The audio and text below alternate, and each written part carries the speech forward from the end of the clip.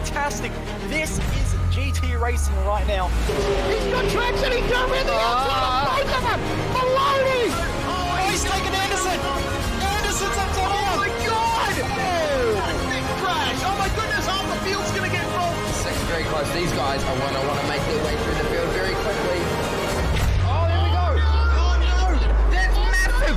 This is it! This is over! I can't believe this! Oh my god! God, what?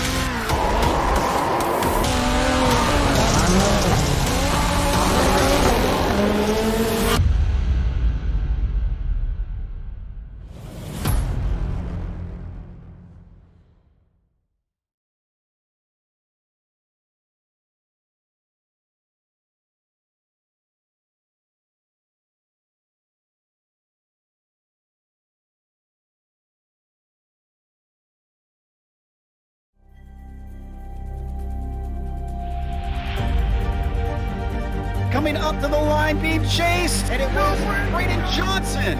Unbelievable finish! It was 1/1000th of a second between them. Green flag in the air, we are racing in the 2020 24 Hours of Daytona. They go door to door for the feature race lead here on the last lap of the race. Side by side for the race lead in the final corner at Homestead. Down the back straightaway, 3 wide again for the race lead.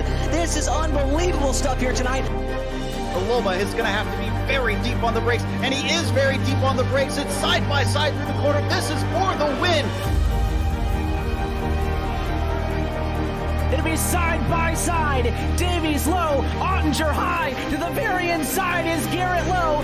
4 wide at the stripe.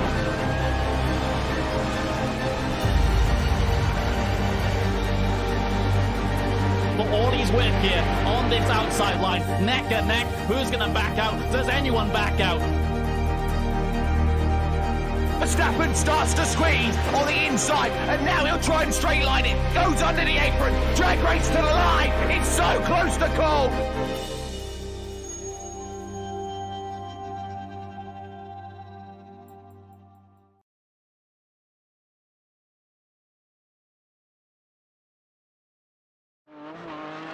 For some of us, it's morning. For others, it's evening. Wherever you are in the world, whatever time of the day it is for you, it's a very hearty hello from us here on SimSpeed TV, presenting on the iRacing Esports Network.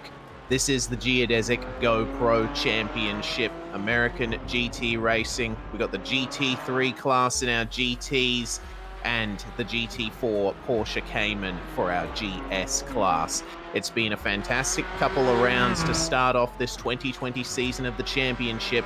We cannot wait to see how things go in Canada at the Circuit Gilles Villeneuve. 1 hour, 15-minute race coming up for you today. My name is Reese Gardner. Joining me in the commentary box is David Haynes.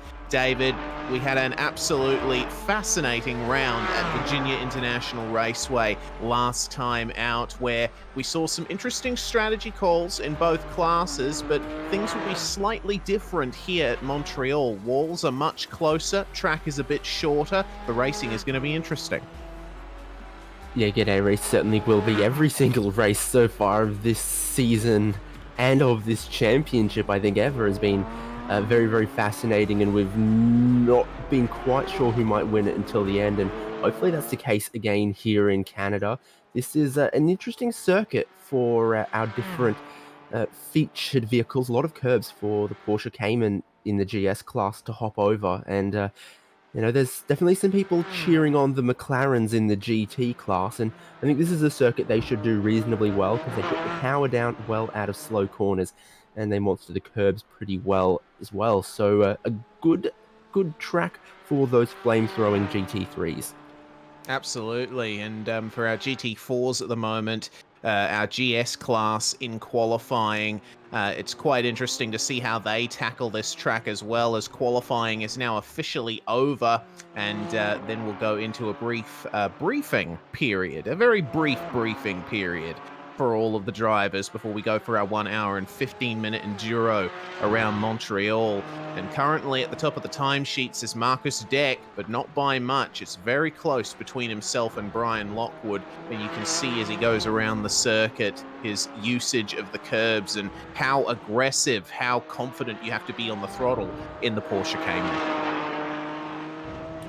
Yeah, it's got all of the typical assists you expect in a GT car, but it doesn't have the downforce, so it is a difficult car to drive. It can, in a straight line, reach quite a bit of speed that would make you think it's got a bit more grip than it actually does. So braking distances are long, caution with the throttle over curves and other places that unsettle a car is absolutely needed. Yeah, absolutely is. And we're waiting on the last few drivers to come across the line and set their qualifying times. Andrew Caron, who is currently in 4th place, coming off an awesome podium in the Virginia International Raceway round, battling hard with the likes of Brian Lockwood and Marcus Deck. But for Brian Lockwood, hasn't been out-and-out domination of qualifying like some would have expected. He's very close, though, to Marcus Deck in the timesheets, only 100th separating them. Andrew Caron coming across the line. We'll see if this is a good run at pole. It's a 42.720. So that promotes him to 3rd place. Unfortunately, not the time he needed to snag pole, but he manages to gain 1 position out of that, and he'll be starting right behind Marcus Deck when the green flag flies. Yep, so our format, as you mentioned, a 75-minute race coming up. We had GT qualifying before GS qualifying, which has just completed. So that's qualifying done for both of our classes, getting ready for an interesting race. Strategy, always the name of the day. And we've seen some interesting strategies for sure. Yeah, we certainly have. And the likes of the GT4 class, it is possible to go the entire length of the race without a pit stop. So if a safety car comes out at the right time early on in the event, and this being Montreal, I'm sure there's a fair chance of that, then it is possible that the GS class will go without a pit stop. But we'll probably see a few of them jump in anyway, just to get a few extra liters of fuel. In the GT class, on the other hand, you do have to pit once. So question is, do you pit early and decide to go for the long run? Do you hope for a safety car and pit later, pit a bit shorter to gain a position on your rivals? That is the big question that we're going to be dealing with when the drivers hit the track. And we should also highlight a big part of a winning race strategy is not getting a few too many incidents. And courtesy of SimLab tonight, we have a $25 prize in each class for the lowest number of incidents. So the drivers have a bit of moolah to drive for. Yep, definitely. Organisers trying to keep interest round to round. There's great prizes on offer for our points champions in each class at the end of the season, but they want to give them something to race for in each race as well. We had some prize money on offer for driver of the day 2 weeks ago, last round at VIR. Now it's for safest driver. So there'll be definitely some drivers aiming for that as well. They'll be hoping that having a clean race also translates into a good race for them in the points. Yeah, exactly right. And it's all about points. At this early stage of the season, we're only at round 4, and there's quite a few rounds to come in the Geodesic GoPro Championship. So there's an awful lot for the drivers to fight for as the track falls silent and the drivers sit in the pits and listen to the drivers' briefing. We'll probably take a quick look at the fastest lap in our GT class because Racim Fazui was certainly quite the class of the field. A big thanks to Building Optimization Systems for their support on the replays for this championship. Fazui taking pole position by 0.02 of a second from Tyson Meyer. And we didn't see Racim Fazui last round at VIR, but certainly it's a good run from him here after some excellent performances at Barber Motorsports Park and Interlagos to start off the season. So this is his lap coming into turn 1. And it's very hard to get the line right coming out of turn 2 here. You've got to stick to the inside and straighten up the exit, especially in a GT3, leaning on the traction control, trying your best to ride the curbs here in turns 5 and 6, the chicane, and then a left-hand kink into a beautiful right-hand sweeper, completely flat in the GT class. You've got to bring it all the way over to the right-hand side for this next chicane, and then out on the throttle once again. Absolutely awesome circuit, Montreal. A lot of challenge required. You have to be very confident on the throttle out of those corners. They open up on the exit, using as much of the curb as you dare in this next chicane, but that can very easily unsettle you and put you into those walls. They are very close in this section of the circuit. Then the most presentable overtaking opportunity, the hairpin l'épingle. So down into first gear, all the way down to the lowest speeds you achieve on the circuit, and then hard out onto the back straight. This is another place where you're going to see some passing, particularly at pit entry, because getting into the pits requires you to brake a lot deeper into this chicane, braking at about the 3 marker in the GT3 class machines and monstering the curves over the finish. But when cars start coming into the pits, they're going to have to watch out, David. Yeah, we've seen that time and time again here. There'll be a big pack coming towards pit stop time, and if someone in the middle of that pack wants to pit entry, they got to be careful about the cars in front. They're going to be braking earlier than they're aiming for. Racim Fazui, of course, in the Audi R8 GT3. They had a choice of manufacturers at the start of the season, but our drivers are now locked into their choice, for better or for worse, at the different tracks we come to. So some of these drivers will be, happy to be here in Montreal, thinking they're going to make the best of the car that they chose. Some others will be just trying to not have a bad day until they get to a circuit that they feel suits their car. Yeah, exactly. That's one of the things you have to consider in the GT machinery. Some tracks are going to suit you, some aren't. And here we are on board with Marcus Deck for the final showcase before we go to green flag racing. Marcus Deck taking pole position in the GS class, and you can already see just how much curb usage is required in this GT4 car. It's a very soft suspension compared to the GT class. So the GS has a bit more maneuverability around these bumpy circuits, but you've still got to take an awful lot of care. Wider exit for the GS class. A little bit less downforce to deal with. You have to arc your way through the corner a bit more.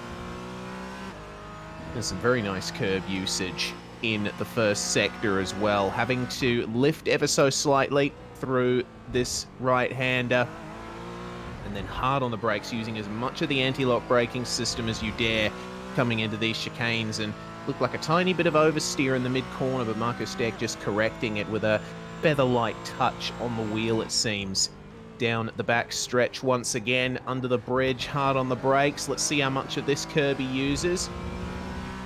Big air there on the right-hand side of the car, but he carried that momentum through beautifully. It's been a nice, smooth lap so far here for Marcus Deck to take pole.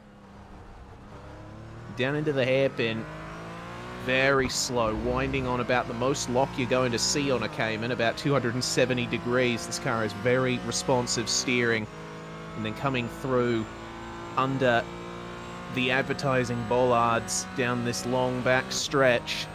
Very hard to line up the braking here for the final chicane, but an awful lot of curb usage required here as well, and Marcus Deck using every single bit of it, carrying a beautiful line out of the final chicane, and that was a 1 minute 42.404. That gained him pole position by 0.013 of a second. That's the kind of gap you want to see. Well, it's the kind of gap you want in your favor when you're first, but it's a frustratingly small margin if you're in second place. Good that our cars are close in this class, though. But yeah, certainly we'll see where can you get any kind of little advantage between qualifying and the race coming up very, very momentarily. Speaking of the race coming up very momentarily, here is the starting grid. So Racim Fazui, who we saw our onboard of earlier, he starts on the first row alongside Tyson Meyer, only 200ths of a second between them. Maxime Detilly and Robert Harris are going to share row 2. Of course, Detilly in the McLaren. Dominic Olivier and Adam Crane are going to start from row 3. Luis Henriquez and Jesper Drelica starting from row 4. The top 10 in our GT class rounded out by Zach Plummer and Garrett Thompson.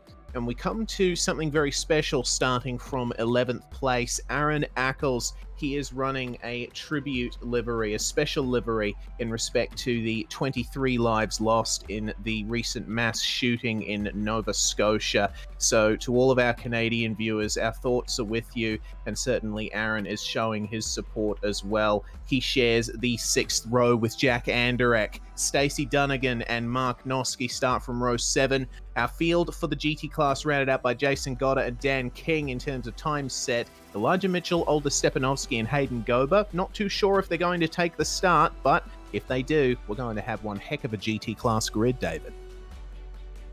Certainly true.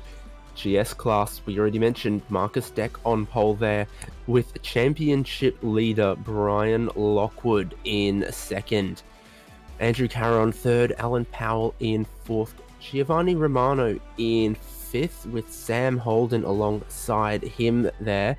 John Botifer and Justin Rame in 7th and 8th, and Justin Tipton and Graham Sanders, Luke Wadacek, John Miller, David Browning, and Chris Roberts also setting times in that class. Big name not setting a time, only GS driver not to do so.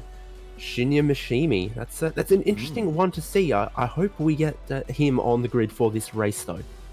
Yeah, certainly. Machimi has been one of the star competitors in the GS class over the first few rounds of this series. If he doesn't take the grid, I will certainly be very disappointed. I think we all will be.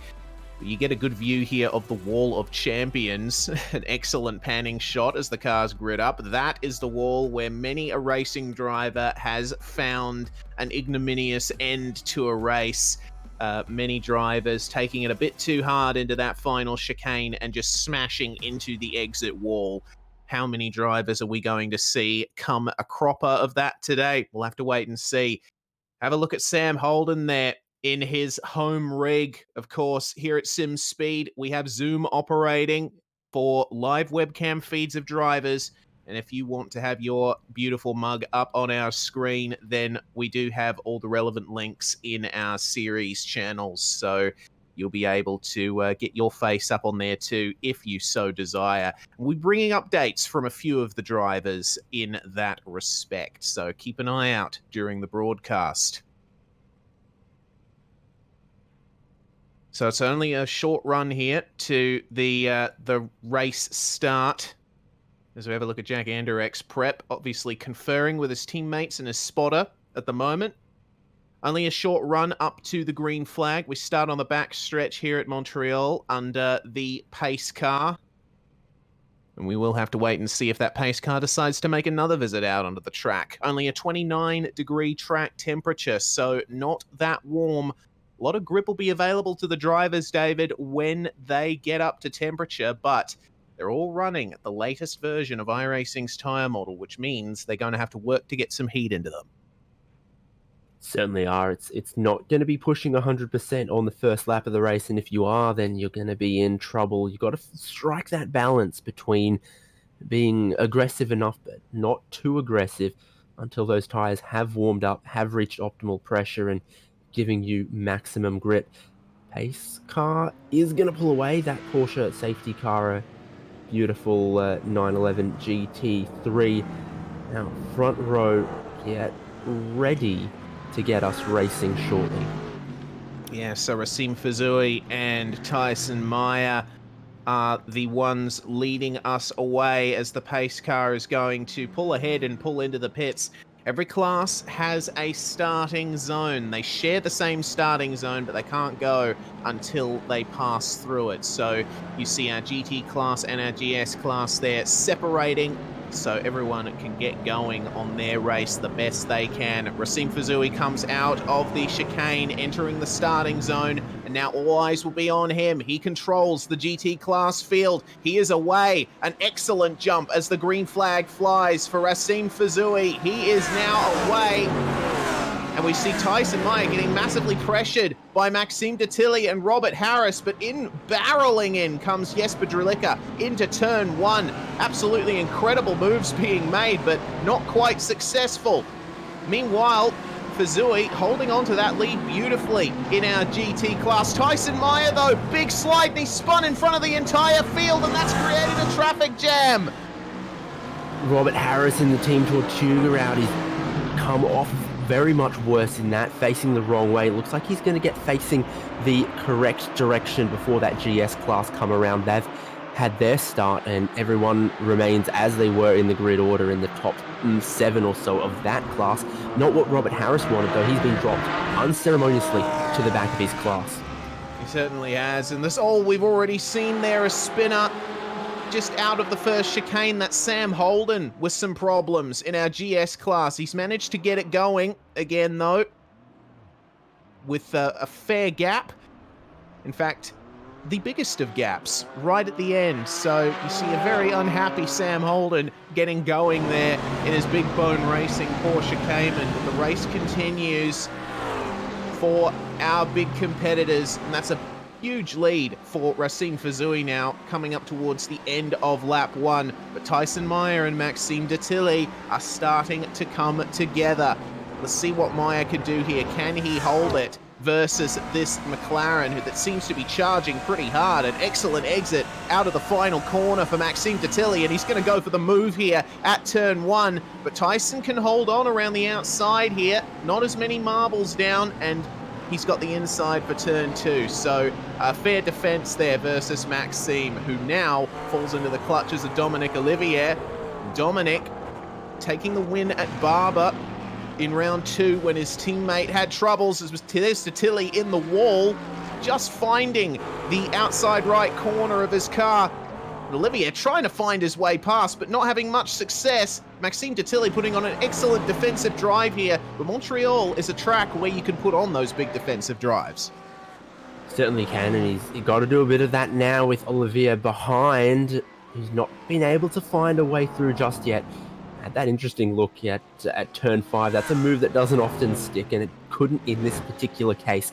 I think Detilly's just been a little bit rattled. Will need a minute, and I think once he gets that focus back, he'll be pretty quick. Potential home track advantage for the French-Canadian of Detilly, potentially. Yeah, good point. He'll have some of that home energy under his belt, will Maxime, but we'll see how well that works out for him. Meanwhile, Anderek and Stacey Dunnigan battling hard here for the lower reaches.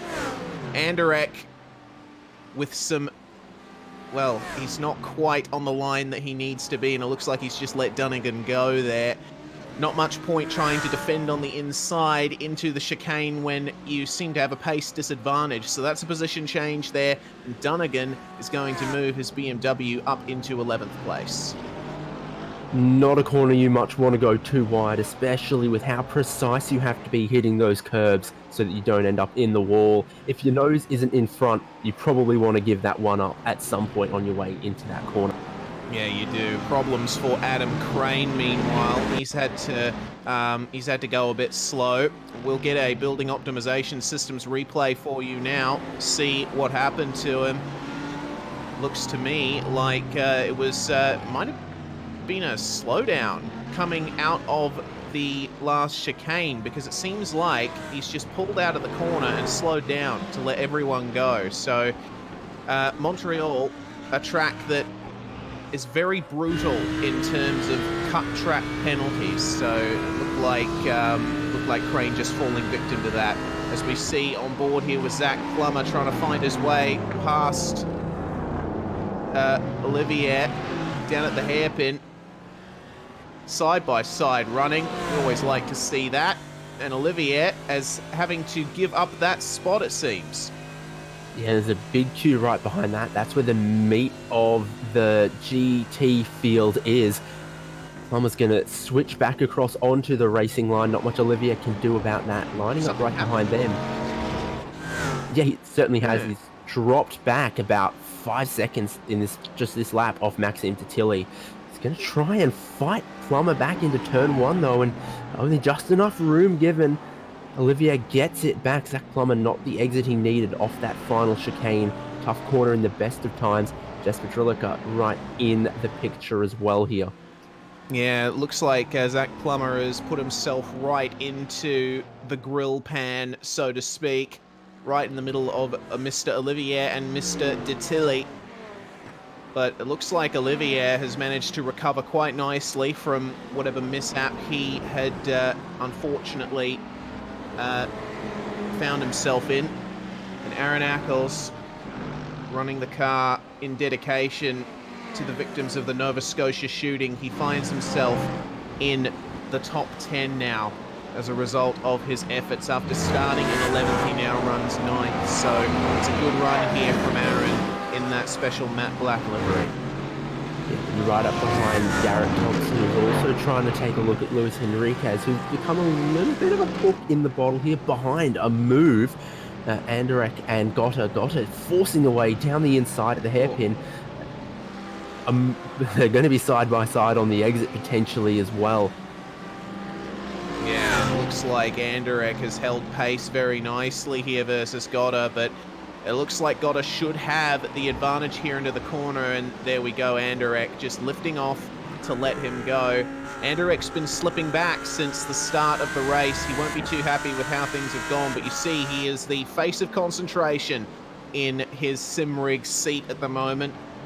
And ooh, there we go, just in front of them. That is almost a move there. Aaron Ackles trying to find his way past Henriquez, and it looks like Garrett Thompson has been able to get alongside him. Of course, Garrett Thompson, Aaron Ackles' teammate at Quasar. Henriquez holding it beautifully here, side by side through the chicane, and it looks like Garrett Thompson just didn't have the grip he needed. This has brought Dunnigan right into it. And now, well, you said before, David, Luis Henriquez was a cork in the bottle. Now he is a massive cork in a huge champagne bottle. Yeah, this is going to be an interesting one to watch. Really thought Henriquez had lost that at 2 points in the first sector of this lap, but held on, did not give up, and I think fair and square, Henriquez defended that position, so now Garrett Thompson's got to find another place where that Ferrari might be quick enough, and then got that charging BMW of Dunnigan in this battle as well.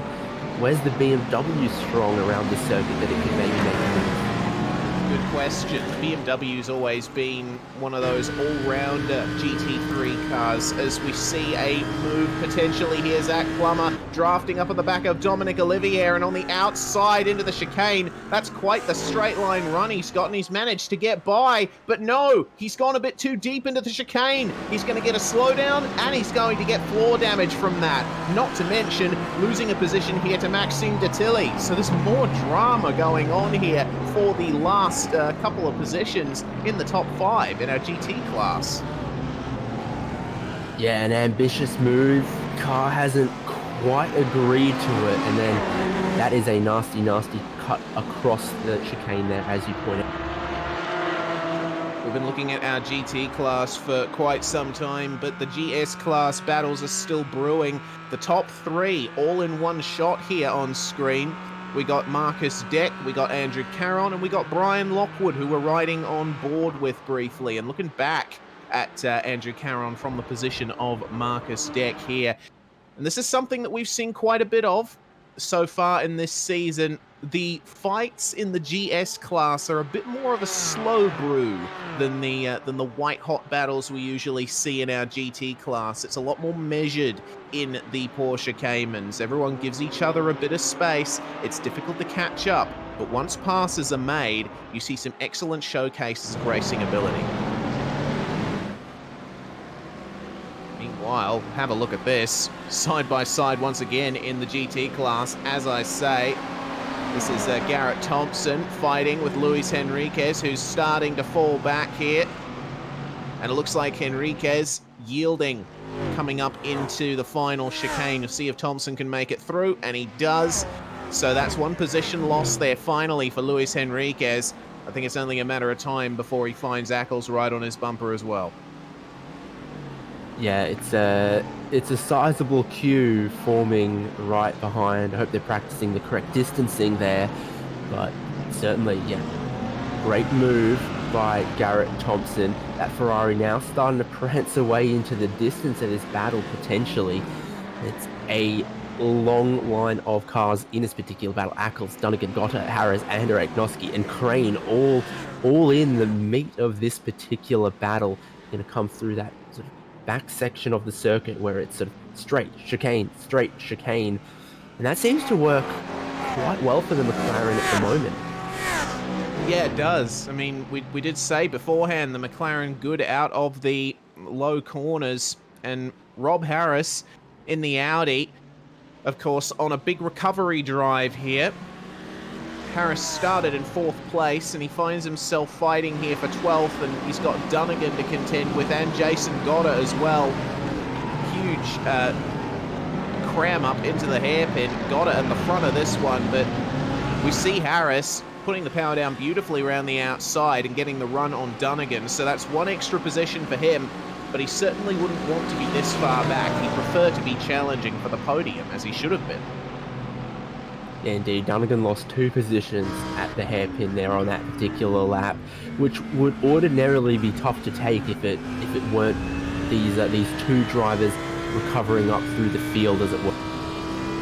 Yeah, so Harris side by side with Jason Goddard, who lifts off just to let him go, but does not give Dunnigan the same courtesy. Certainly not. They know that they're fighting out and out for position. And Rob Harris is going to pull away from these guys and come up to old mate Luis Henriquez, who has been passed by Aaron Ackles. Now finds himself at the rear of that train. As we take a look at our GS class once again, because the battle for the lead is on. Andrew Caron pressuring Marcus Deck here.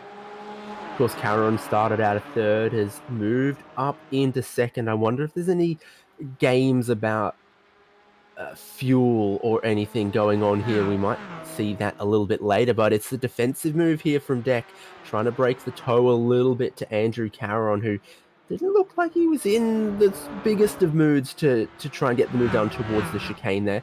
He'll stay in 2nd and even drop back a little bit. Brian Lockwood in 3rd, content to just hold station for the minute. I wonder if there's just a little bit of gamesmanship about who wants to lead. Yeah, exactly. Fuel saving is certainly possible at Montreal. some long straights into some heavy braking zones, and particularly up the back half of the circuit, you can afford to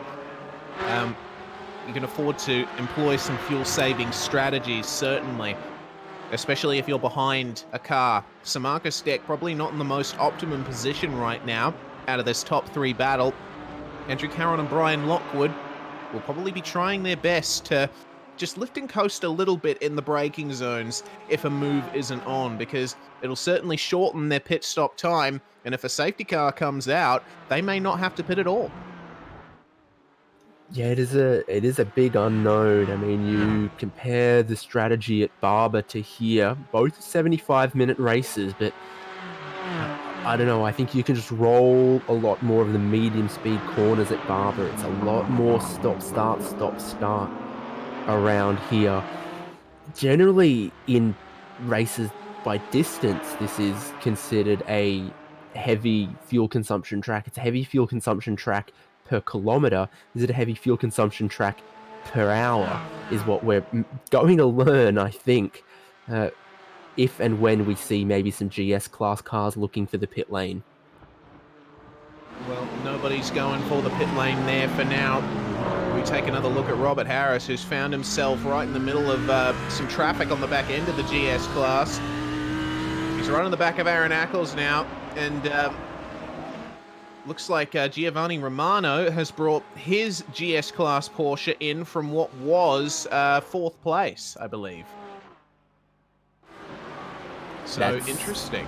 Yeah, definitely is interesting. We're starting to see some of that traffic, as you mentioned. I don't know if that had anything to do with it, but a street circuit and multi-class racing is always a difficult proposition. It certainly is. Very early jump into the pits there from Giovanni Romano. But looking at Harris once again on Ackles, Harris has really managed to gap Luis Henriquez in just that last lap and a bit since we last saw him. So you can certainly tell that despite the damage he's carrying, he's got a heck of a lot of pace in that Team Tortuga Audi. We'll see what Ackles can do at the end of this lap, because it looks like he's got the defensive game down all right. It's not a great exit, though, as he comes out in front of, or just behind John Miller in the Racecraft Esports GS class car. Now they got Garrett Thompson for company here as well.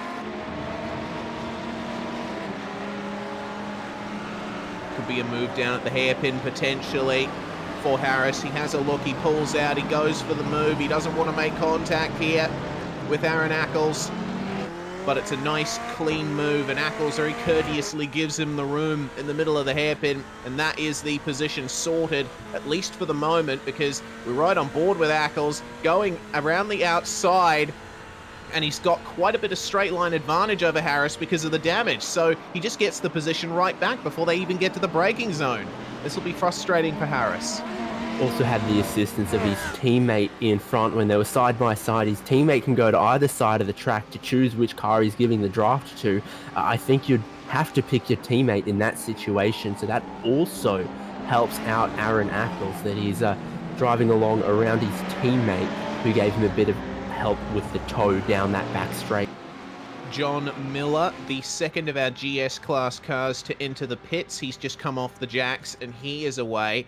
So rolling the dice, as did Giovanni Romano, and I'm sure that Brian Lockwood, Miller's teammate at Racecraft Esports, is going to be observing that, seeing how that will affect his race strategy. Speaking of, have a look at this top 3 battle in GS. They've just drawn closer and closer every time we've looked at them, and Caron having to work with some traffic in the coming moments, because here are our GT class leaders right behind our GS class leaders. Meyer goes by.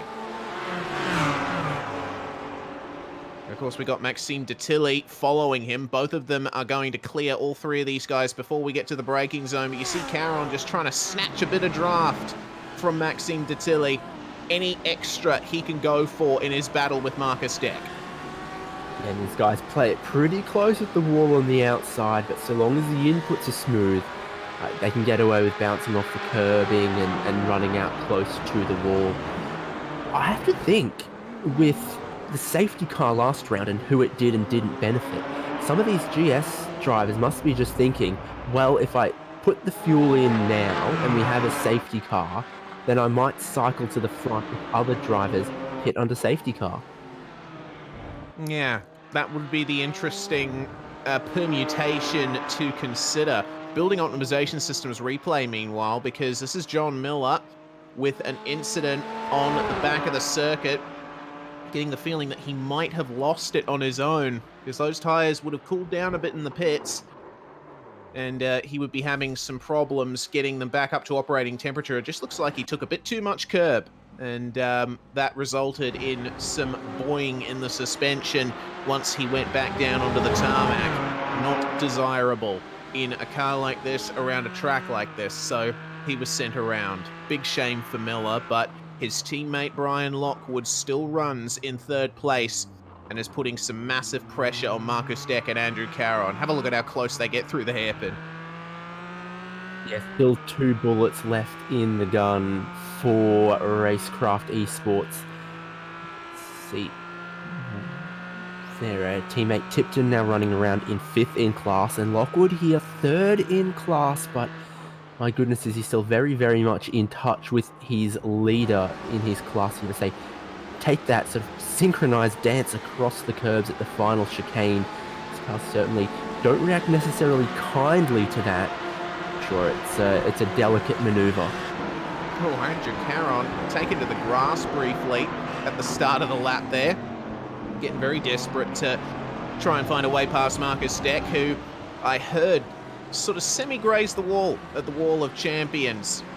And they've got another GT class car for company, Zach Plummer, who currently runs in 4th place for Action Sim Sport. And we're seeing the difficulties of traffic in this section of the circuit. The GS class cars have a bit less cornering speed than the GTs, but they don't have enough of an overlap for them to get by easily in that first sector. As you see there, Zach Plummer and Jesper Drilica behind him. They have to wait until the exit of the slow corners to try and get a run on these GS class cars. And it looks like that's split the lead battle there. That's given Marcus Deck a big advantage. Andrew Caron and Brian Lockwood having to yield to Dominic Olivier and Jesper Drilica there. So that has given Marcus Deck a bit of extra breathing room that he'll certainly be grateful for. Drilica was pretty respectful then, and Oliveira had his nose sort of halfway down the inside at the first part of the chicane back there, and that's what hurt Andrew Caron a little bit. He's dropped back more than a second from the leader, and that might be the opportunity Marcus Deck takes to try and bolt away with it. We'll see if he's able to do so. Traffic's definitely being pretty interesting out there. Yeah, certainly is. We've seen another visitor to the pits in our GT class in the last couple of laps. Adam Crane in for a stop, and he is back out on circuit, but all the way down at the back of our GT class. So we'll have to wait and see what Adam Crane can do.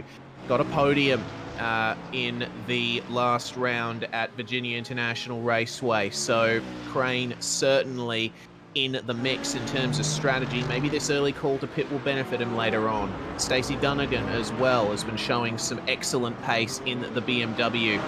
What can Stacey do from here? Meanwhile, battles going on further on in the GS class. We focused on the top 3 largely, but it is still on for 4th. Alan Powell and Justin Tipton. And Tipton, I forgot to mention, David, he has a bit of a shadow hanging over his head from race control. He was under investigation, and it's going to be post-race. Unfortunately, he had a spin in qualifying, and when he was recovering from that spin, he reversed into Sam Holden, who was on a lap. So race control have been taking a look at that, and they will decide what to do after the event. So Tipton just has to keep his nose clean at the moment. We're watching Sam Holden here now. Hasn't pitted. May have just lost a position to Giovanni Romano, who has. So that's the two sides of the sword for that one. These guys who trying to take a pit stop early, as Holden demonstrates the limit of adhesion at the rear of that car. it is, if we do get a safety car, you're going to look like a hero if you pitted early like that. But if we don't, you might be just burying yourself with more traffic, more cars to pass that you didn't need to. So it's going to be an interesting one. It's definitely a chance you take with pitting early because you're essentially betting on a safety car happening. Kind of wheel as Sam Holden got there. A lot of focus is what Sam Holden also has. Yeah, certainly. Well, one of the prizes that drivers will be receiving at the end of this. Oh, goodness me, that's a bit too close for comfort there. Sam Holden working his wheel very nicely to avoid a potential drama, and you see he's not too satisfied with that. Little shake of the head, little frown. But such is multi-class racing. It's going to be interesting coming up towards the end of the season because obviously in terms of prizes for this season, it is the Geodesic GoPro Championship. GoPro is providing a hero camera for each champion in the classes. There's also going to be a SlabTech 3D rim going to the Gentleman Drivers Champion. And not to mention, anyone who competes in 7 out of 8 races immediately goes into the draw to win a Turn Racing GT4 rim. So if you're not happy with the wheel you currently have, you might as well get a new one by the end of the season, thanks to our sponsors. Yeah, and the other great thing we saw with one of our onboard cameras there was maybe the arm gains that you get with the force feedback across some of the curbs around here. Definitely one way to get on. Yeah, certainly. These curbs can be very harsh here at the Circuit Gilles Villeneuve. So meanwhile, the battle for Lucky 13th in the GT class, Jason Goddard and Dan King in the 2 Mercedes. They've come up on the top 3 battle in GS. Jack Anderek is currently the furthest up of these GT cars in the shot, currently in 12th position in class. Have a look at Jason Goddard. Bit of extra aggression, throwing it up the inside of Brian Lockwood, and looks like Lockwood's exit has been compromised quite a bit there. Dan King drawing up alongside him on exit. Lockwood's not going to be too happy with how that went down. Of course, every driver had the right to their position through that corner, but ultimately Lockwood came out with the biggest disadvantage. We'll see if Carroll has an easier time of it because they got the hairpin to contend with, and actually him and Marcus Deck right up with each other. And this 13th and 14th place battle in GT is going to come through on their inside, so both of them are going to have to run wide here, getting the power down very nicely, but unfortunately for Brian Lockwood, he got the short end of the stick there. He did. He was as much as 2.5 seconds off the lead on that lap at one point. He's now back within 2 seconds just, but the traffic has started to separate those 3 who otherwise were looking inseparable at the front of the GS class. Someone dives to pit entry, and that's a great demonstration of how committed you can be at pit entry here. Yeah, Stacey Dunnigan is the one bringing his BMW in, and we'll be seeing more and more stoppers in the GT class as the minutes tick on. We're under 50 minutes to go here at the Circuit Gilles Villeneuve. Meanwhile, Zach Plummer and Jesper Drilica. This is the battle for 4th place in the GT class. This is a battle that has been brewing for quite some time. Plummer finding his way up into 4th place, one of the biggest movers in our GT field. The top 3 has stayed pretty even, but Plummer started all the way back in 9th. So to make his way up into 4th in just the first 25 minutes of this race, certainly something to be happy with. Yeah, no doubt, in a good position, but being pursued by that McLaren behind. We'll see 4th and 5th. Good place to be. Yeah, for sure. The battle for the lead in GS still goes on, though, because Caron started piling on the pressure onto Marcus Deck. And these guys know that it's around about this time that the pit window is going to open for them. They're only going to need a short splash if the race stays green all the way. So this might be a calculated move from Caron to try and pressure Marcus Deck into using more fuel than he needs. Certainly Deck has led basically every lap in class, and for almost all the time we've been watching, Caron's been sat there right behind in second place.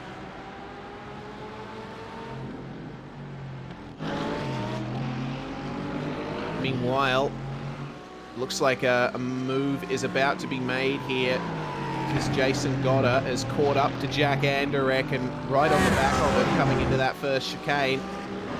Certainly a place where a move can be made, but it's far more difficult than in other places on this circuit. We've already seen how much measured aggression Jason Goddard can employ in that Mercedes.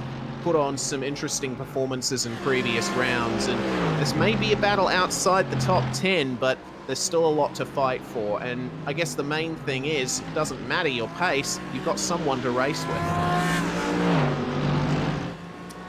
Yeah, Goddard was actually a little bit higher up the order not long ago, I thought, around where Aaron Ackles was, but he's had 1 or 2 laps in this race with, you know, little mistakes, and dropped him about 5 seconds back.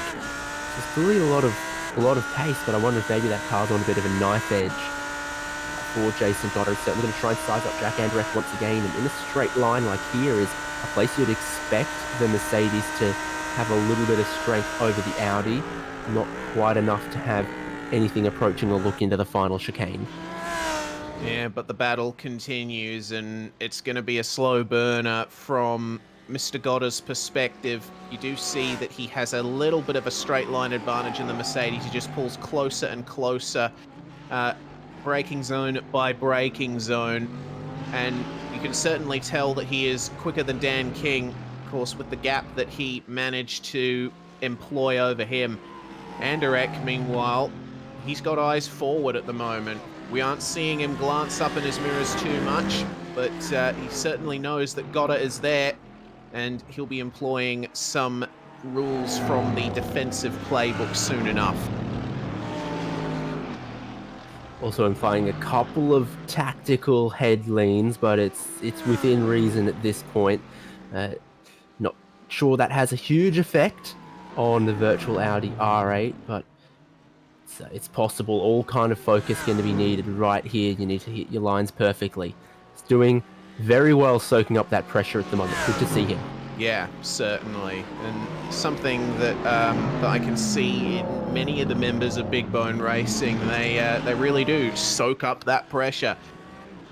Goddard's a bit closer now on this occasion, down the back stretch, as we see Dominic Olivier and Robert Harris battling, and Harris has managed to make his way back up into 6th place now. So some very good driving we've seen from Robert Harris. The move is on for Jason Goddard. He's managed to get by now into the final chicane, but can he preserve the run? He can. Jack Anderek saw that coming, backed straight out of it, thinking about the long run, thinking about bringing that car to the end. Certainly worked out for him so far. He hasn't got a single dent on that Audi. Yeah, indeed. So good job to know when the fight wasn't his and carry on for another opportunity. First and second in the GS class, bouncing over every curb in the final corner. Deck maybe starting to defend a little bit from Caron, who's certainly moving around in the mirrors more than earlier. He's got a slowdown or a technical problem. He's going to park it at the side of the road. Oh, what is going on for Andrew Caron? That I think that would definitely be a technical issue, because it looks like the brakes just slammed on 100%. The wheel looks fine from my perspective. Well, building optimization systems replay then. We'll see what happened to him coming down the back stretch. Would this have been a slowdown? I don't think so, because it looks like that was a completely legal line through the last chicane. Once they crossed the line, you can see Caron was, oh, wow, okay. It just looks like the brakes just slammed on for him. A pedal disconnection, perhaps. Problems for Caron, whatever it was, and that car's had to go on the tow hook. So, real shame that this looks like it could either be a poor finish or a DNF for Andrew Caron, who's kept himself in the championship fight by very consistently finishing second, and certainly was within striking of the lead. This is going to be a tough race for Caron. Yeah, well, he's currently out of the server, so he's going to lose at least 2 or 3 laps out of this. Certainly a big shame for Caron. He almost got the win at Barber, making a mistake on the last lap, and Brian Lookle coming through to win right at the very end. So Caron is no stranger to drama in his races, but this will be the kind of drama that he wants to avoid more than anything, because it's through no fault of his own that things like this would happen. Racine Fazui, on the other hand, is having a very fun time up at the front of our GT class. He currently enjoys a lead of over 7.5 seconds over Tyson Meyer. Fazui, previously of Mivano Racing Team and now a privateer, certainly carried through many of the paces and many of the things that he learned in his time at Mivano. Meyer for Geodesic Racing. He's currently one of the guys most in contention for the championship, with Maxime Detilly running in 3rd place in his McLaren. Certainly putting on an excellent show in what is the oldest GT3 car in the iRacing service, but certainly is still a competitive car. And it certainly still looks good. Not hurt by... you can't go wrong with a chrome gold and a little bit of black. That's a classic livery on just about anything. A little bit of pinstriping on it as well. So he's looking good. And I don't just mean the car, also doing well in 3rd place, holding the gap there to 2nd place, until he's certainly sizing up a podium position right now. Yes, indeed. 35.7 on the last lap, 34.8 from Tyson Meyer. Of course, traffic is going to be a factor, but Meyer himself, since we last looked at him, I noticed he's picked up some damage on his front end, so he might be at a pace disadvantage, particularly in a straight line. So Maxime Detilly will be hoping for a bit more of that. Meanwhile, between Rob Harris and Jesper Drelica, this is for 5th place. And Robert Harris has continued his charge up through the field after his lap 1 spin. It was a big shame for him to have that happen, all because Tyson Meyer spinning or having a half spin in the first chicane. So through no fault of Harris, but he's put on a great show, making his way back up and challenging for a top 5 position here. I think it's only a matter of time. Yeah, we'll see if he has anything up his sleeve come pit stop time as well. Yeah, poor Harris was just a bit of an innocent party in that lap 1 thing, but it's cold tyres, isn't it? That's the kind of thing that we thought could happen. And I think, if anything, we're very fortunate that there was no bigger incident, considering the confines around this circuit and how cold those tyres can be at the start. Yeah, exactly. You could say we got away with quite a bit on that lap 1, because I know what carnage looks like at Montreal and I don't want to visit it again. Traffic for Drelica, Justin Rem in the GS class machine. This is going to give some advantage to Harris, and he's going to have a look at the hairpin. Big dive in the Team Tortuga Audi. And Drelica saw that coming from a mile away. Just goes off to the side and lets it go. So that is Harris back into the top 5, and if he can catch up to Zach Plummer, which I'm sure he'll be able to, he'll get right back up to where he started in 4th place. So it'll be interesting to see what Harris can do from here. Meanwhile, Andrew Caron has re-entered the race server. He's going to have lost a couple of laps to his rivals, but if he can get back out there and pace around, he will still be classified and still get points. That's the main thing at this early stage of the season. What's the rules for our SimLab cash prize? If he misses a couple of laps but still has the least incident points, does he have to be on the lead lap for that one? You'd hope so. You'd hope there'd be a clause like that. Yeah, I would hope so. It might give an unfair advantage to drivers who have sat out the middle section of the race. We'll have to wait and see. The only time you got paid for parking.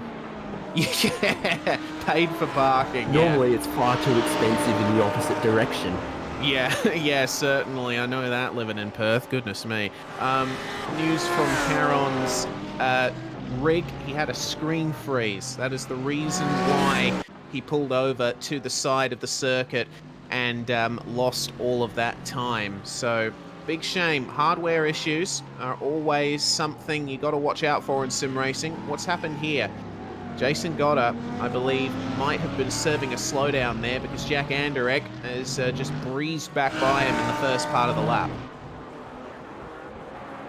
Yeah, continues a bit of a yo-yo race for Jason Goddard. Him serving a slowdown penalty would be very, very likely because I'm seeing his most recent lap is just 3 dashed lines, not counted as a lap time. And that very, very often happens if you carry a slowdown penalty across the start-finish line.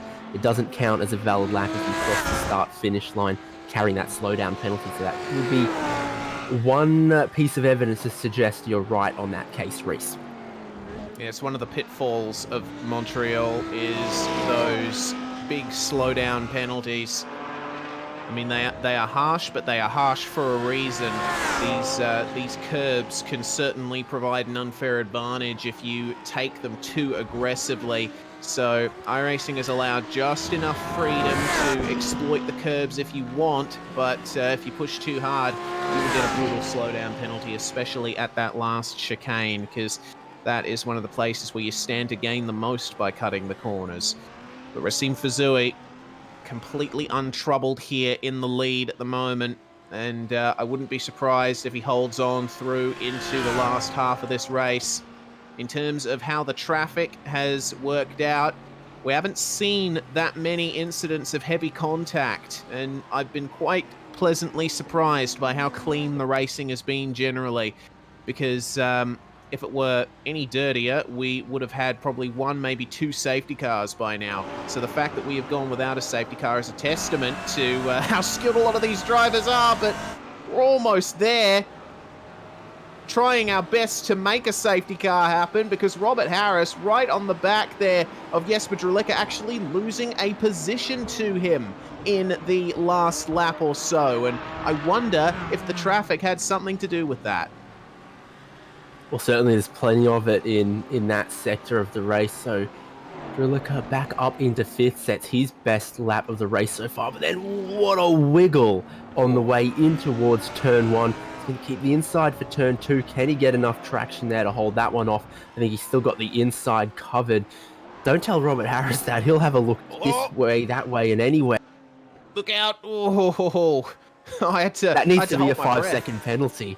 No, sorry. It just reminded me incredibly Triggered. of the Grand Prix recently, and it will, in fact, of course, be a slowdown penalty in the end. But yeah, imagine that sliding across that particular chicane and ending up blocking the pursuing car. Yeah, goodness me. I had to hold my breath there because the McLaren, when you lose it in that car, it's very difficult to recover. So Drelica able to keep the car going there as we see Justin Tipton and Alan Powell fighting for the podium in our GS class. And Powell has had quite the run here over Tipton. Nice exit from the previous chicane. So it looks like he has a good amount of advantage on throttle as Racine Fazui sets a new fastest lap of the race, 34.6. That is very good in terms of mid-race GT pace.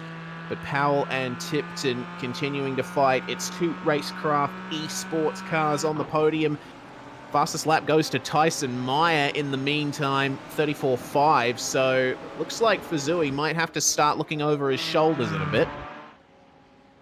Well, the gap at the front is coming down just a little bit, but if you're Fazui, I think you still feel comfortable as long as you still got 5 seconds in the bag. Looking at this one, though, Tipton under pressure. Closer cut line on the way in for Alan Powell. Hasn't quite translated to enough of an advantage on the way out, and complicated by having that car of Garrett Thompson enter the mix as well. Got to be looking forward, and you've got to be spatially aware if you're these guys at this moment. Yeah, exactly. You've got to be watching your mirrors, watching in front of you and behind you. Stacey Dunnigan goes through on Alan Powell. That's broken up this battle between he and Tipton for now. And then Aaron Ackles goes on by in the Quasar Sim Racing Ferrari. So that's going to sort that one out for now. But it did look like Alan Powell had some excellent run advantage there. It looked like he might have looked after his tyres better in the first part of the race. Speaking of Racecraft Esports, well, they do have 2 cars on the podium, Lockwood and Tipton, but unfortunately it looks like John Miller is a confirmed retirement because he has not returned to his car for the last 17 laps, just sitting there in the pits. So obviously, there's an issue that's preventing him from continuing in that car. And Racecraft have not had the most seamless of seasons so far. Certainly shown that, that they are one of the teams to beat in terms of pace, but just on a few occasions, things have not gone their way, like here at Montreal and for Brian Lockwood. At VIR, he certainly had his fair share of run-ins during that particular round. But still, 2 cars on the podium once again. If nothing else, you can say that Racecraft Esports season has been very consistent so far.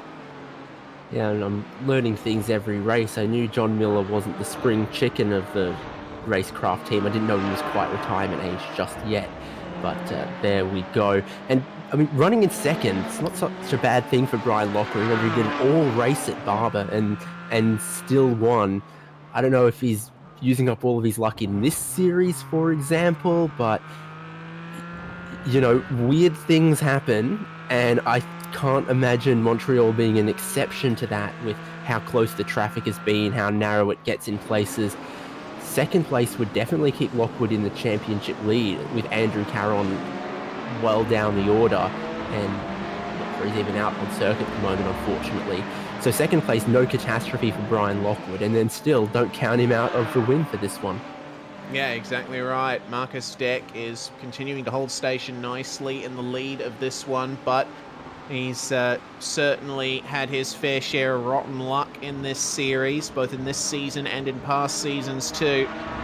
But he's had a nice, consistent drive so far, has Marcus. So all he's got to do is keep it on the black stuff.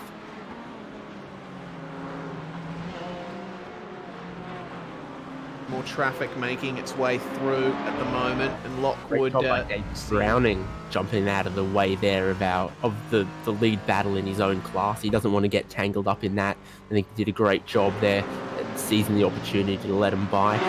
Good looking livery on the Cayman. You know, I'm not going to say I don't like it on Robert Harris's Audi R8, but I think it's looking resplendent on the Cayman. Very shiny as well. Yeah, the Team Tortuga livery translates very well to the Porsche Cayman 718, and I've always liked that particular shade of green that Team Tortuga uses. Certainly looked nice on the Porsche 911 RSR last season when we were still running the GTE class machines with the GTLM designation, this being an American series. And Rob Harris in that equally resplendent shiny green Audi, continuing to chase down Mr. Zach Plummer for 4th place here. And if Mr. Harris can get back up to this 4th place, it would probably be a successful night for him, because remember, that is where he started. Yeah, might have hoped for better, but all things considered, not a loss.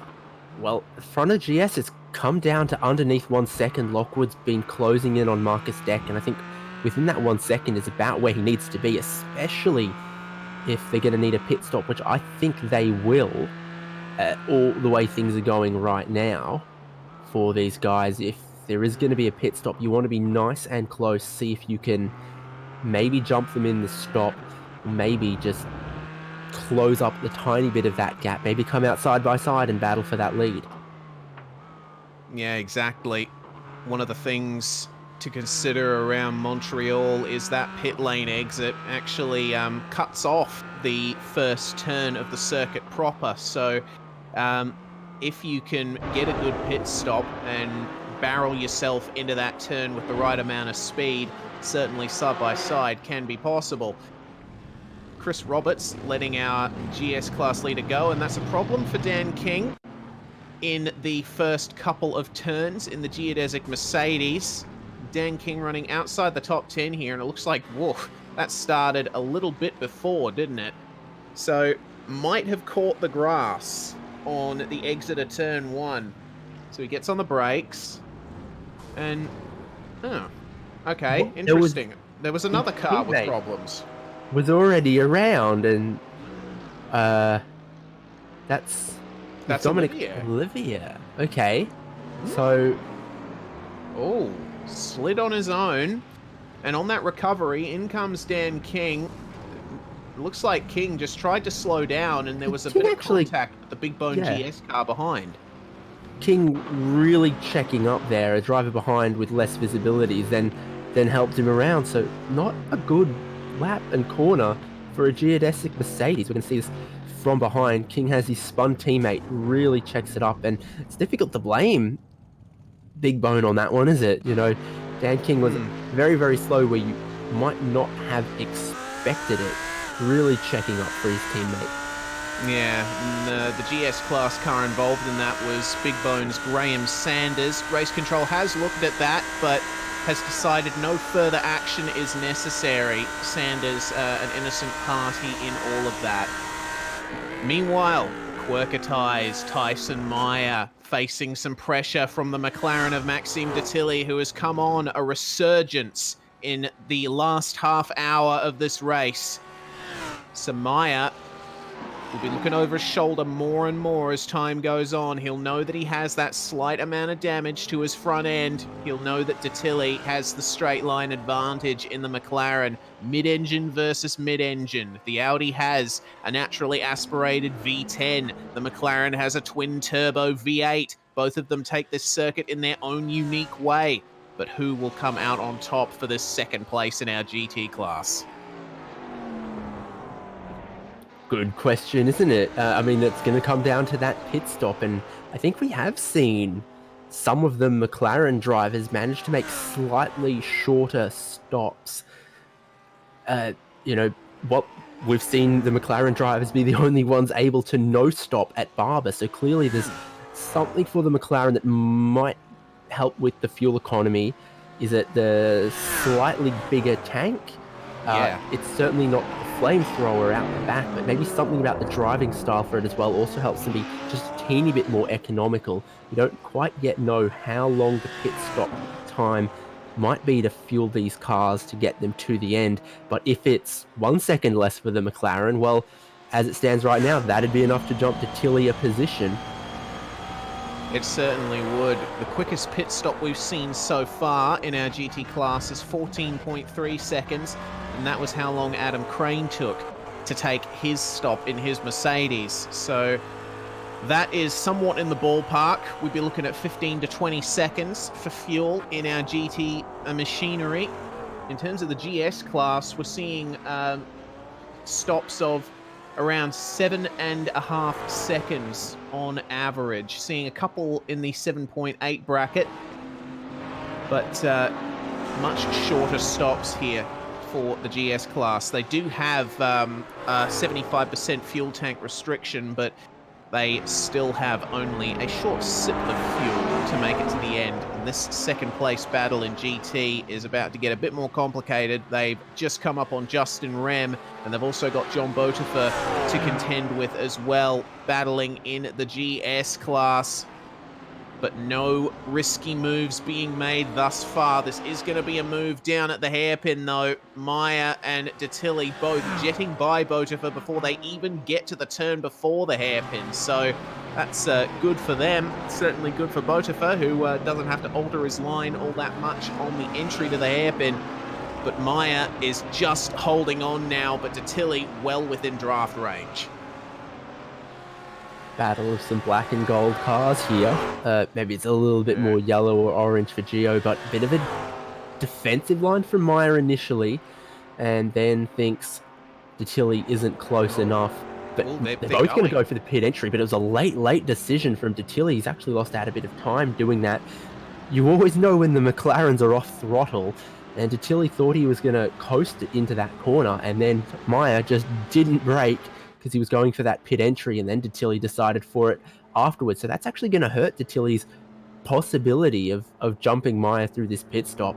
He actually lost a bit of time on the pit in. Yeah, that is one of the pitfalls of the pit entry at Montreal. They are joined in the pits by Robert Harris. So it looks like this is going to be the phase where we see the majority of the pit stops in our GT class. Wondering what Fuzui will do.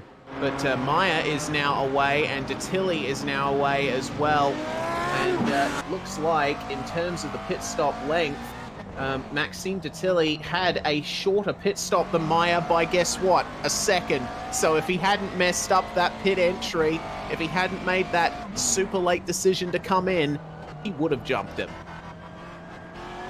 Yeah, if he had maybe another lap of fuel, which it seems like a lot of the rest of the field does, might have been wiser to stay out.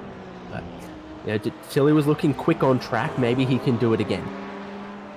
Yeah, exactly. We'll see what Detilly can do in terms of that one lap pace, but both of them will have fresh tyres on the car as well.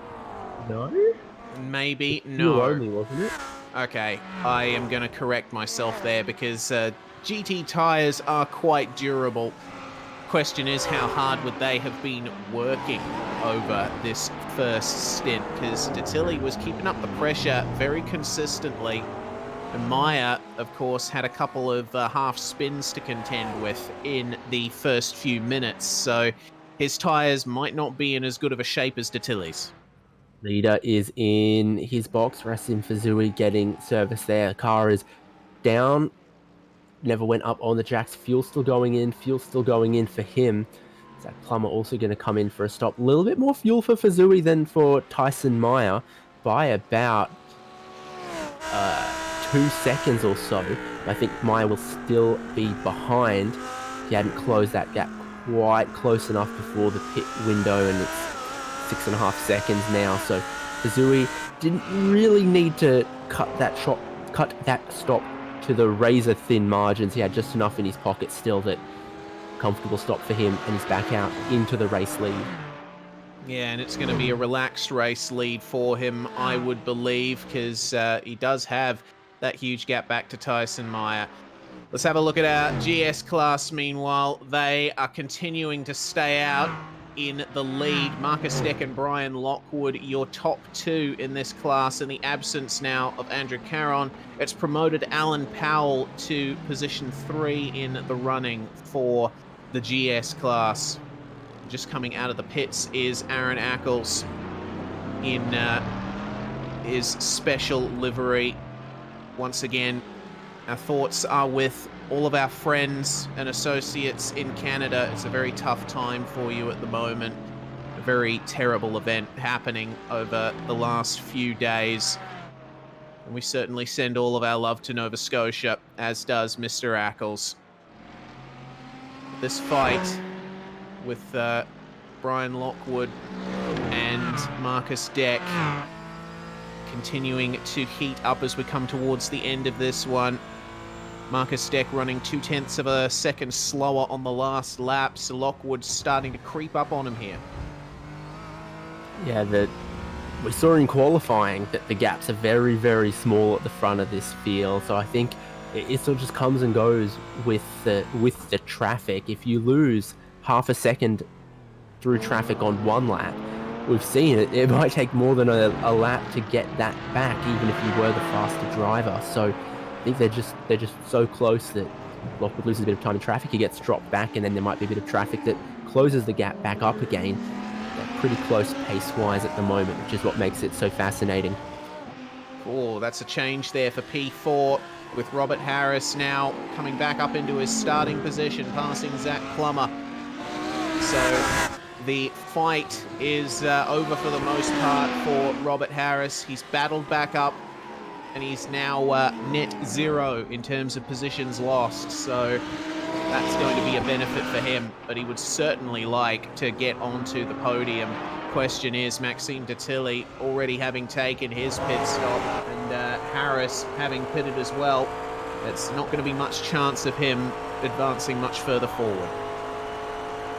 Speaking of a home track advantage for Maxime Detilly, I had a look at his camera, and I'm not sure how they make Quebec flags that big that he has on his wall right behind him, but he's trying to use that to channel some home province Quebec advantage here in this battle against Tyson Meyer. It's not working just yet, but Detilly is definitely looking threatening. Yeah, they do have a bit of traffic to contend with as soon as they come through turn 2, and that is Dan King, teammate to Tyson Meyer. How easy is he going to make it for these guys? Certainly at the moment, Meyer at the disadvantage because Detilly coming right up on him here. Dan King goes very wide on the marbles to let them both go nice and fair, but Detilly, a little bit of oversteer on the exit. He knows that he's within range of Meyer now for sure. Good run off the hairpin would be fantastic for him. Traffic ahead here, one of the sim racing channel cars. We did see that a couple of those GS class cars have been down on frames, or Justin Tipton in the other racecraft car on the exit. They're all taking about 7 seconds of fuel or so. John Bontifer also with a pit stop. Graham Sanders also with a pit stop, but our leaders yet to do so. That's where the intrigue lies. Yeah, the GS class these guys just passed was Justin Rem, who currently runs in 4th in GS. He is one of the last remaining cars in that class to pit as well. Our top 4 have not pitted. Sam Holden has not pitted either. The bone cars are together. You can easily spot Graham Sanders by the damage on the front of that car. That it's sort of the inversion of the shape of Dan King's rear bumper. I think no further action, absolutely the right call on that, because there's no one you can say was entirely or predominantly at fault there. You know, someone spun, was trying to get off the track. Dan King, checked up to make sure he didn't collect them, and Graham Sanders was maybe more focused on the corner, a little bit unsighted, and Sam Holden's going to give him a spot. Yeah, he is, and laughing, smiling, shaking because of his the head. slowdown, I think. Yep, that slowdown. That's something that every iRacer has experienced at some point driving around this track, and it's just as frustrating every single time. So that's a position swap for 8th and 9th between the big bone machines. But up in our GT class, it is still on for 2nd place. Maxime Detilly right on the back of Tyson Meyer, and they're just coming up on Jason Goddard, who is currently running in 12th place. Last car on the lead lap, but he's going to let these guys go and let them continue with their battle. Maxime Detilly, you can see drawing up on Tyson Meyer down the straight. Very late on the brakes as well. He's getting very hungry in that McLaren. Really looks like it from that particular camera angle, which seems to sort of foreshorten the distance the further they get down the straight. That's some real Hollywood stuff on that one. I'm not sure that Tilly was actually closing quite that much, but Tilly just seems very aggressive in the braking zones, really closes up a lot, even for the concertina effect in the braking zone. And I noticed this through the hairpin. He got very close, then doesn't seem to quite roll the mid-corner speed, then gets a moderate exit. So it always looks like the move's a little bit closer than maybe it actually is, just because of the differences in the two cars and their mid-corner speed and their braking abilities. Dominic Olivier, meanwhile, trying to find his way past Garrett Thompson here. This is for 6th place in the GT class. And Garrett signaling there to Graham Sanders, yes, I would like to get by here. Thank you very much, sir. And he lets them go. Olivier putting a huge amount of pressure on, and we saw just before them going into the braking zone. Meanwhile, for second, Maxime Detilly has finally got the door open, but he's gone a bit too deep into the hairpin. Meyer just gets him right back on the exit. Detilly, with the traction on the outside though, they're going to run side by side down to the chicane. Maxime Detilly on the outside, Tyson Meyer on the inside.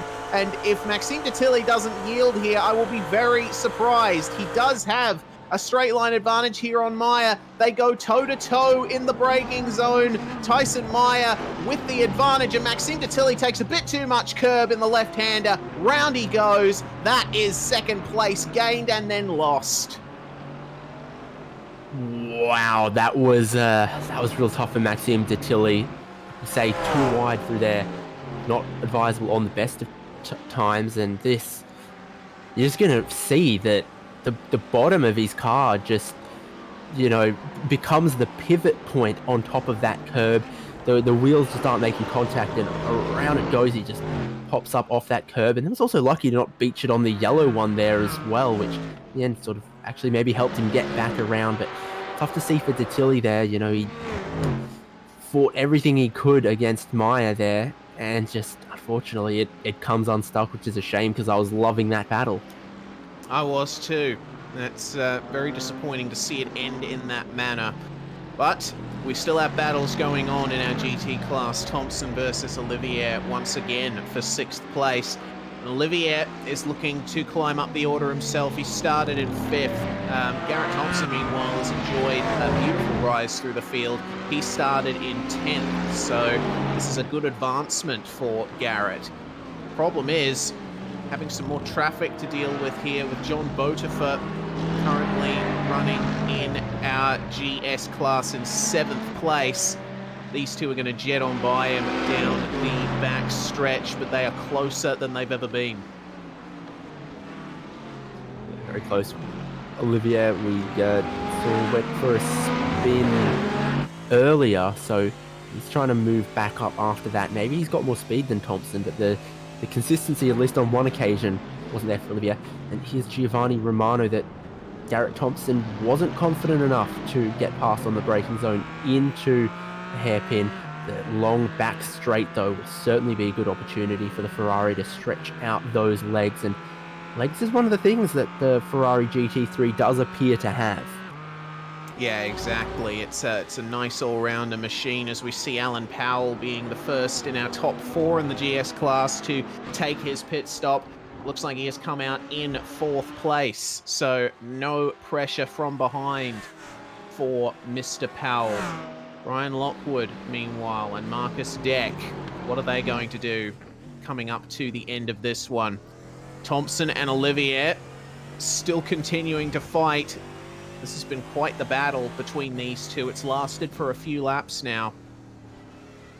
Thompson keeping those lines nice and smooth. You can tell how much aggression Olivier is employing in his chase, but at the moment it just seems like Thompson is doing everything he needs to keep that car in its position.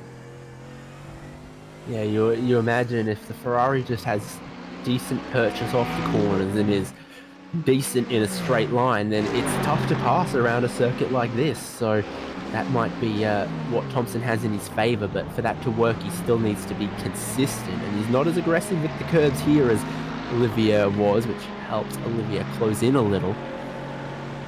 Thompson, I think, is in a position to be able to absorb this pressure for the remaining, I think, 6 laps that they're going to have.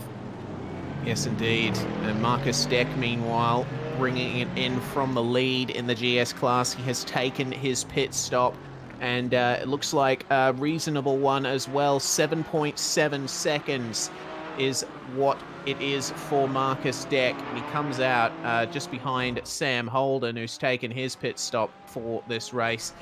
But now Brian Lockwood is going to be the one to watch. He is now the last car in the GS class to remain out of the pits. Olivier and Thompson, meanwhile, Thompson going defensive into turn 1, and Olivier makes a bit of contact, shoves it up the inside, sending Garrett Thompson wide, and it's going to be side by side coming up to the chicane. It looks like Olivier's got this. Yeah, it certainly does. He was looking for that sort of over-under there, and might have been a little bit forceful with finding the inside. Not sure Garrett Thompson is entirely pleased with it. Hard to say if the move was on from the angle I saw there, but certainly the battle was brutal. Yeah, certainly was. Building optimization systems replay then of what happened between these two, and you see Dominic Olivier's aggression with the curbs really paying off for him that time around. As live on track, I noticed Brian Lockwood has brought in the Racecraft Esports car from the lead of the GS class, but you see the contact here. Olivier, I think, barreling into the corner quite hard and making a little bit of contact with the back of Garrett Thompson, but I don't think it was that huge of a tap. It looked like things happening so quickly. It did look like that Thompson was a bit slower at the apex of turn 1, but we'll see. Out comes Brian Lockwood from the pits, and Marcus Deck coming into turn 1. It looks like these guys are going to be just even, if not Brian Lockwood taking the lead of the GS class from Marcus Deck.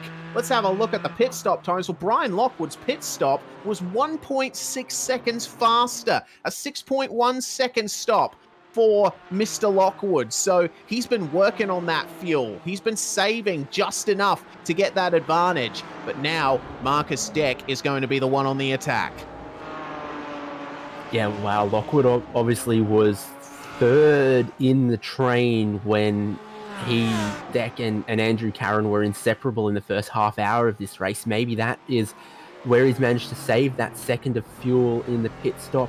Maybe he told the crew don't bother with the windshield tear off and that saved him half a second. Who knows? But clearly half a second matters when Lockwood has come out in the lead by the slimmest of margins there, but leading is leading. It certainly is, and Lockwood knows what it's like to lead a race in this series. He's quite possibly the most successful of our GS class drivers so far, facing a little bit of GT class traffic here coming through, and that is Zach Plummer, who sits in 5th place in our GT class, but now the lead battle for GS is on once again, and it feels like GS turns it on right at the end in every single round of this series. Little mistake there from Lockwood. He's lost the run, so now Marcus Deck has the run on him coming into turn 1. He's got the inside. Can Lockwood hold the outside into turn 2? He can, but Deck carrying a bit more momentum into the mid-corner, not quite able to keep it going. Brian Lockwood keeping the lead, but only just. And 5 minutes to go. This is really heating up.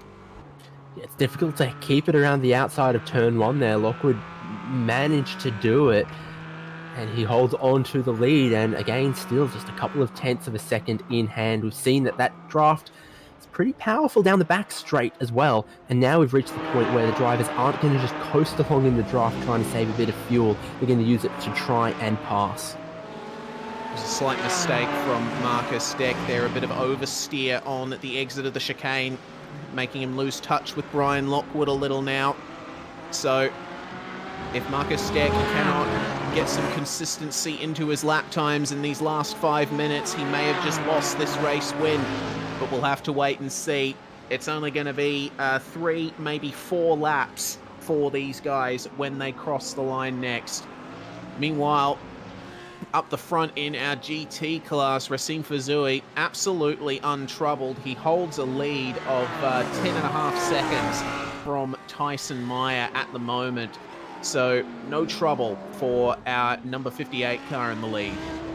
Meyer in second can also coast it home from here with the gap he's got after Tilly's spin. Tilly doing a very good job and very fortunate as well to hold on to third place there. So first, second, and third in the GT class have fanned out a little bit. The opposite is true of GS class, where Marcus Deck is going to look to the inside of turn 1 again, but he's not as close as he was a lap ago, and that didn't work either. So he's trying to keep the pressure on, but he's going to need to look somewhere else, I think. Yeah, he's getting a much better run than Lockwood out of the final chicane, I noticed. It seems to be where he's gaining the majority of his pace, a little bit more aggressive over the curves through there, I would believe, from the perspective of Deck. Taking a few more risks, but if he wants this win, that's what he has to do. And that is the gap there at the moment. Barely a few car lengths between them. that is a braking zone's worth of difference. 0.5 of a second between them for the lead in the GS class. Can Lockwood hold on? Looks like they have about 2.5 laps left to go. Racing Fazui has just crossed the start-finish line to start 2 laps to go. So the clock counts down on the left-hand side, and the laps also counting down as well. Close through the hairpin. Deck needs a good exit there. He gets it. This is where the slipstream is most powerful. How close will Deck be approaching that final chicane? That is the question. It doesn't look like it's going to be a huge run in the draft, but he does pull out to have a look. Not quite close enough. He's going to settle back in behind Lockwood, but we'll see how good of a run he gets out of the final chicane. It looks like they are pretty even here, and it could be a dive here for Deck. He's got a slight run, but they got some GT class cars coming up on them. Deck goes for the move there into turn 1, but it's covered off very nicely by Brian Lockwood. They're going to have to wait a couple more corners. Slight bit of contact between them as well, as they have the GT class traffic coming up on them. Through goes Dominic Olivier in the Geodesic car, and then they've got the 2 Quasar machines of Garrett Thompson and Aaron Ackles behind them. So this is going to really spice things up in this battle between the teammates, but also for the battle in GS for the lead. Yeah, I feel those guys behind you. You don't want to be the one who messes this one up in the last couple of laps, but you've also got your own battle going on. So Thompson takes a look, tries to find a place he can get both cars done at once. Same too for Ackles. Deck might think about following it through. Can't quite, but it does check up Lockwood a little bit. Keeps this battle very, very close indeed. Final minute left on the clock. Going to be one more lap to go after this. And here comes Deck trying another move into the hairpin, but he just pulls it up. Lockwood runs a little wide to give him the room. They're side by side on the exit, but Lockwood getting the better traction. The outside line in the hairpin is sometimes the more beneficial, and we saw that there. But could this be a move by Dominic Olivier into the final chicane? Lockwood goes hard right. He is not giving this up at all. Gives Deck the room on the outside. How brave are they going to be under the brakes? Deck is so brave. They make contact. Little bit of rear end contact for Deck, and he's on his side now. And Deck, it's gone all wrong for him at the final hurdle, going for the lead, going for glory, and ultimately he ends up on his roof. Let's see that one from another angle, because that was tense and close on the way into the braking zone. Deck around the outside, great run. He's going to try and hold it there. Just does not work out, and he finds a bit of a landmine in the greenery there as well. There's also contact between Powell and who's the Tortuga car there, but Racing Fazui is going to be the winner. Yeah, goodness me. In the midst of all of that, we missed our GT class winner. And Racine Fazui, an excellent performance, completely untroubled the whole way through. Tyson Meyer is going to come home in second. A very strong race for him. And Maxime Detilly holds on for third in the McLaren. So the top 3 unchanged from where they were at the start in our GT class. But Brian Lockwood will be thanking his lucky stars once again for the second time in 3 races. His main rival for the win has been taken out of contention at the final hurdle, so he's going to come home with what looks like an easy victory if you just look at the timing. But man, Lockwood really had to work for that one, and it was only the bad luck there of Marcus Deck that I think ultimately paid the price. Yeah, Lockwood clearly getting off the easier of that one, and again, going to be our winner in the GS class. He doesn't seem too displeased with that one, as he is going to pick up maximum points once again, increase his lead quite significantly in that class. His teammate, Justin Tipton, was headed towards the checkered flag. I'm not sure where he's gotten to now. Is there a possibility he's given the spot back to Marcus Deck. Not sure about that one as No. Powell goes for a spin on the final lap at the final corner, catches that slide in the end as he comes across the line, the start line there. Tipton might have had a technical issue right at the end because he's falling down the order. He has not returned to the circuit. So Marcus Deck returns to second place in the GS class as a result of that. Still would be mighty unhappy with how that race went for him. And it looks like right at the end there, Justin Tipton, indeed, with some technical issues. They were on for a 1-2 with Racecraft Esports out of that. But Marcus Deck probably thinking, phew, at least I still finished in P2. I have just seen how Marcus Deck managed to work himself back onto his wheels. Yeah. And I'm not sure how you can rock the car like that if you're properly belted into your seat, but it is a miracle that Deck has come across the line in second place still. Let's take a look at those results, Reese.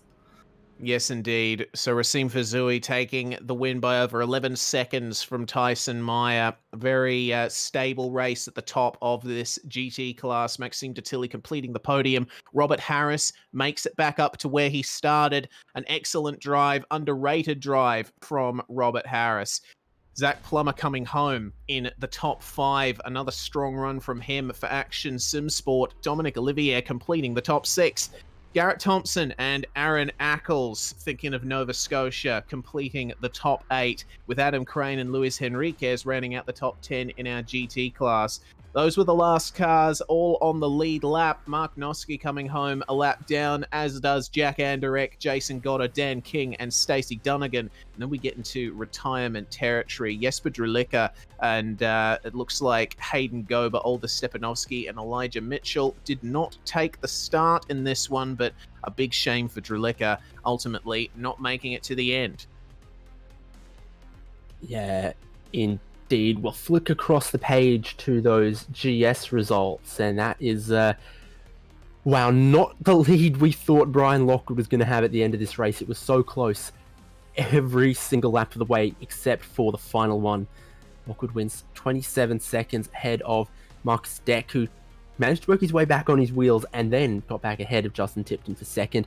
Alan Powell then rounds out the podium, and I'm not sure he expected that all race long, but he gets third place. Tipton then being scored in fourth, potentially, because he was one of the few cars on the lead lap in class and only suffered problems on the final lap. We'll see if that still stands and Tipton gets fourth, but certainly completed as many laps as the cars behind of Giovanni Romano, Justin Rame, John Botafer, Graham Sanders, Luke Wodacek, Sam Holden, and then behind that, Chris Roberts in 11th, David Browning in 12th, Andrew Caron, unfortunate retirement for him, gets 13th, John Miller likewise can be said, and Shinya Mishimi not taking the start of the race, which is unfortunate because imagine where he would have slotted into that close battle for the lead of class.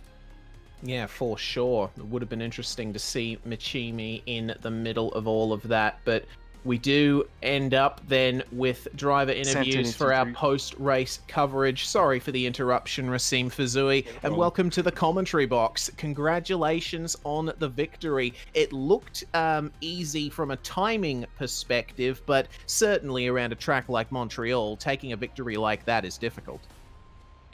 Yeah, it was hard. It was tough the whole race.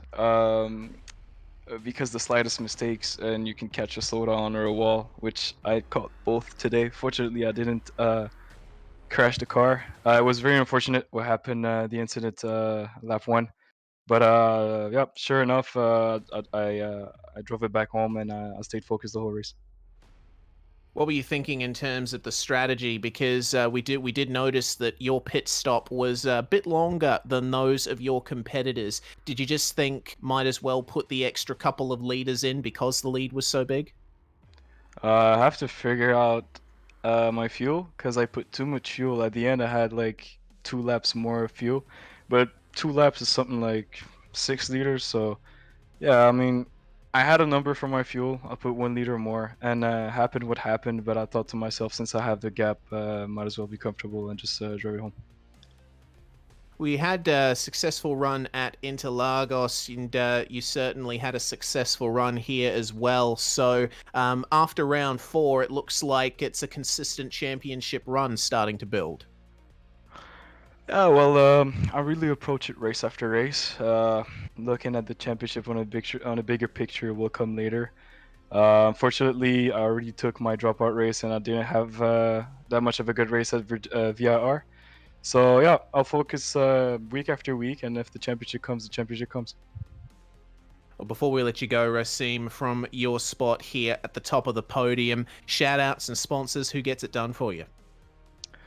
Yeah, I want to thank Geodesic for organizing the championship, and I want to thank SimSpeed for the broadcasting.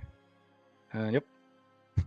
Thank you very much, Rasim Fazui, your race winner in the GT class. Next up, David, we've got our winner in the GS class, Brian Lockwood, who probably has an interesting story to tell. It was 3 races in a row that we bring Brian Lockwood up here because 3 races in a row that he's won, and I don't think any of them were that easy, Brian. This one, tell us about strategy, building up that first hour towards the end of this race, the pit stops, and that incident. Well, I guess I'll start with the strategy. The strategy was just to hang back in third, feel the track out. I wasn't super comfortable with some of the curbs here, and I just wanted to see what the guys up front were doing and try and just maintain the gap, get more comfortable, and be ready for a charge at the end. But then as soon as Marcus and Andrew pulled a bit of a gap to me, they just put the hammer down. And that was the first of several really, really tough periods in the race where I really had to scrape for all that I had to just keep up and start reeling them in inch by inch. But made it back up there. Unfortunately, Andrew had an issue. Looks like he had a screen freeze, which is a real shame. I think he would have been a huge factor in that fight for the lead. But then passed Marcus in the pits, and the race was on from there. We had a few side-by-sides until the run down the backstretch coming down to the white flag where I got slowed down by a lap car, I think. I don't remember exactly what happened there, but he got a run on me and went to the outside. And, I braked pretty late and he braked later. Late enough that his only options were really to try to squeeze me on corner entry or just miss the corner completely. And he picked to try and turn in a little early and try and make it, and just didn't work out for him. So shame the race ended that way, but it was a really fun fight, really tough battle. And Marcus had great pace, is a great challenger. And yeah, it's unfortunate that happened, but I'm really glad that Justin could pick up second out of it. So another Racecraft 1-2. A lot of curbs around here. How's the Porsche handle that one? How's the GT4 Cayman go bouncing across the curbs at all of the chicanes around here? It goes bouncing, and then it keeps bouncing again and again and again. So you never come off of the curb the same way twice, which is just incredibly difficult to maximize. I think I had one lap that was maybe 2 or 3 tenths faster than any of my other laps, because that was the only lap that I had confident exits on all the curbs. It's just so difficult. You strike the curb at a 2 degrees wrong angle, and you just bounce completely differently from what you're expecting. So it's a real challenge. I was lucky to keep it out of the wall a couple times. I think Marcus had a couple moments as well. That was just part of the race, but really fun for sure. Well, another big haul of points. The first couple of races was very, very close between you and Andrew Carroll. Now this extends out your championship lead a little bit. How's that change your perspective on the championship? I don't think it changes it much at all. I'm taking it race by race. You know, I come here looking to have a good time, looking to have a good fight, and hopefully win the race. And I've managed to do that the last few times. Not by yeah, it could have gone either way, I think, in every race. But yeah, I'm gonna continue doing the same thing. You know, come on race day ready to win, and hopefully we can keep the streak up. Well, congrats once again. Who have you got to thank? Just thanks to all the racecraft boys. Justin in particular had a bit of input on the setup, which I didn't really I didn't listen to. In retrospect, I really should have.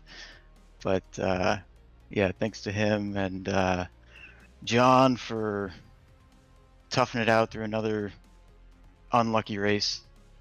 Hopefully we'll see him up here soon. But yeah, and thanks to everybody else involved with the racecraft for helping us put this effort together. Well, cheers, mate, and we'll see you again in 2 weeks' time. Reese?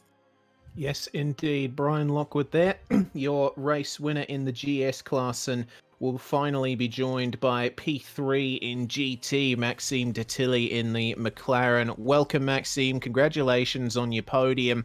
Not a change in position from where you started, but it certainly got spicy with Tyson Meyer. Yeah, it was a really nice race with Tyson. I was looking for the right moment to do a move. And finally, when I got an opportunity, we had a little fight for some corners.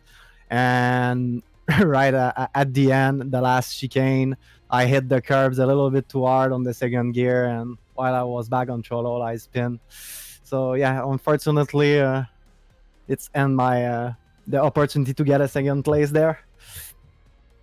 It was almost an opportunity to get a second place when it came time for the pit stop. We did notice that it was a very late decision from you to commit to the pit lane. Was it as much of a last-minute decision as it seemed? Oh, it was a last fraction of second decisions. In fact, I did not notice Tyson was about to go pit, and I missed my braking point for the corner. So it was I pit or I miss the corner and take 3 seconds of black flag. So I just go to the pit. Probably lost a second there. And it looked like that second was what you would have gained in terms of fuel. Your pit stop was 0.9 seconds quicker than Tyson's at the end of the day, but still an excellent fight there for second place. And I'm sure it builds up your optimism in this McLaren, because we know that it's a very difficult car to drive, but it shines at tracks like this. I'm only driving the McLaren, so I'm really used to this car. In fact, if I'm driving another car, another GT3 car, I'm probably going to be worse than I am with the McLaren.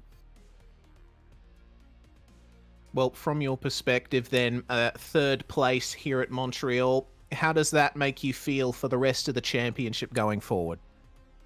Oh, I'm feeling really great about it. Having a fight with Tyson, who is the winner of the last championships, it's building my confidence for sure. And before we let you go, Maxime Detilly, is there anyone that you'd like to thank or give a shout out to? I want to thank Damon Martinez, who was my spotter for this race, and every guys on my team, Speed Tech Sim Sport. I love you guys. Maxime Detilly there, your third place finisher in the GS class. And before we go to Mr. Alan Powell, our third place in GS, we want to announce that Aaron Ackles and Giovanni Romano have the $25 of prize money for the least incidents tonight, courtesy of SimLab. So big congratulations to Aaron and Giovanni in both of our classes. Once again, Aaron thinking of Nova Scotia and the awful incident that happened there just a few days ago. But David, we have Alan Powell in the commentary box with us. How you doing? Yeah, pleasure to have you here. third place is a result you maybe might not have been expecting right at the start here. Beneficiary of some other dropouts, some other dramas there. But how was the race overall from your perspective? You got to be pretty pleased. Absolutely. That's why I'm sitting here talking to you, because I don't think I'll make too many appearances in the old interview box. But having said that, you just have to be in the right position, because I know that some of these faster guys are dealing with other issues. And I knew that if I just didn't have any off tracks, made a pretty clean race, I'd have a good chance. And Justin had a technical issue, and he's super competitive. He was really trying to get me at the end, but just came up short because his computer crashed. Yeah, we've actually heard was a power outage for Justin Tipton in his neighborhood, reported to us by someone else who's in the same neighborhood. So it's we live in the same city, yes.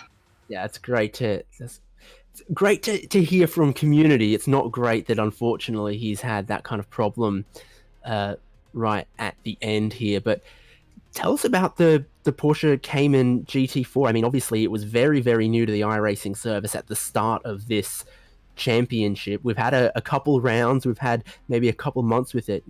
Worked out any quirks with it? How's it treating you? And are you still glad you've committed to that car and that class in this championship? Well, I'm always glad to commit to a new car when it teaches you new things about driving, and this one has, because I think Justin Tipton and Brian Lockwood have a lot of experience with skippies, and they really know how to keep a car going fast, and that's important in this car. Very hard for me to do. Learning curve was high to keep the speed up at all times. So I do like it for that reason. It's fun to learn something new. What are we going to see out of you in remaining races in this championship? Is it on the way up from you here? Is there an Alan Powell surge in the work? I mean, I think that I can typically qualify well enough to be right behind those 5 or 6 top fastest guys. So anything can happen. A lot of times I'll just wait and watch them do something in the first couple of laps and hope that I can take advantage. And I also run different strategies. The last at VIR, Virginia, I thought I had a really good tactic because I halved the fuel and I was faster. They were trying to fuel save, but I just got a little bit too anxious and had a lot of incidents at that track. But I felt really fast there. So when you're down in this spot, you've got to try something different. Well, thanks so much for dropping in, having a chat with us, and hopefully Absolutely. Not for the last time. Anyone, you've got to thank yourself and Deep Eddy Racing. Oh, that's right. Yeah, Chris Siglietti's always watching and very supportive. Justin Tipton's kind of on the team, but only when he's not doing racecraft. But thanks for the interview. Thanks for announcing these. They're a lot of fun. I appreciate it. Pleasure to have you with us. Reese? Yes, indeed. Thanks very much for joining us, Alan Powell. 3rd place in the GS class. And it looks like that's all we're going to have for tonight. Unfortunately, Tyson Meyer and Marcus Steck are not able to join us for this one. So that brings to an end proceedings for tonight in the Geodesic GoPro Championship. Round 4 at Montreal. Round 5 is just in 2 weeks' time, same place here on the iRacing Esports Network and presented by ourselves at SimSpeed TV. We want to thank SimLab for providing the prize money for the least incidents in this particular round. Once again, that money goes to Aaron Ackles and Giovanni Romano, 2 of the cleanest drivers from today's race. Once again, big thanks to SimLab. We want to thank GoPro as well for their support of this series and, of course, to building optimization systems on the replays. And a big thanks to Geodesic Racing for putting this whole show on. I'm Reese Gardiner. David Haynes joined me in the commentary box today, and Jay Kennedy on cameras for SimSpeed TV. Here on the iRacing Esports Network, it is bye for now, but not forever.